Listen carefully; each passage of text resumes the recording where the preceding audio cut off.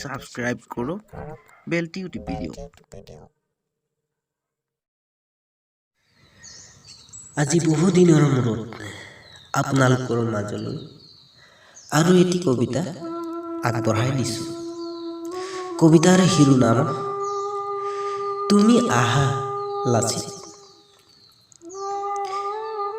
তুমি আহা লাচিত, হে বীৰ লাচিত, মৈদামৰ 7 ফুট তলৰ পৰা ওলাই আহা। ৰণৰ সাজেৰে আজি ৰণুৱা ঘোঁৰাত উঠি উগ্ৰ মূৰ্তি ধৰি শীঘ্ৰেই আবিৰ্ভাৱ হোৱা।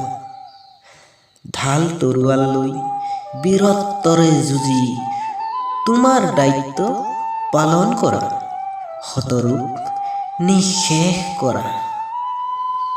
ক্ষুধাৰ তাৰণাত পেটত আজি গামোচাৰ গাঁঠি, ৰাজপথৰ ভিক্ষাৰী আমি তোমাৰেই স্বজাতি। নিৰ্দয় ৰামসিংহই যুদ্ধ আৰম্ভিলে, কতজন শ্বহীদ হৈ গ'ল বদন লালুক খলাই। জাতি মাটি বিক্ৰীলে, স্বজাতি বিপন্ন হ'ল। নিদ্ৰাবিহীন স্বজাতিৰ বিননিত তুমি কিয় আছা হৈ? অসমৰ চৌদিশে দপ দপাই জ্বলিছে শ্বহীদৰ শোণিতেৰে জুই। কৰুণ বিননি, জয় আই জননী। আৰু নাথাকিবা হৈ, গামোচাত লাগিলে কুণ্ঠচ আৱৰ্জনা তুমি দিয়াহি ধুই।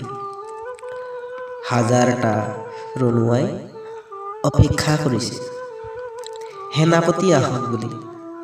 স্বজাতিয়ে আজি উচুপি উঠিছে, বদনৰ উঠিছে হাঁহি।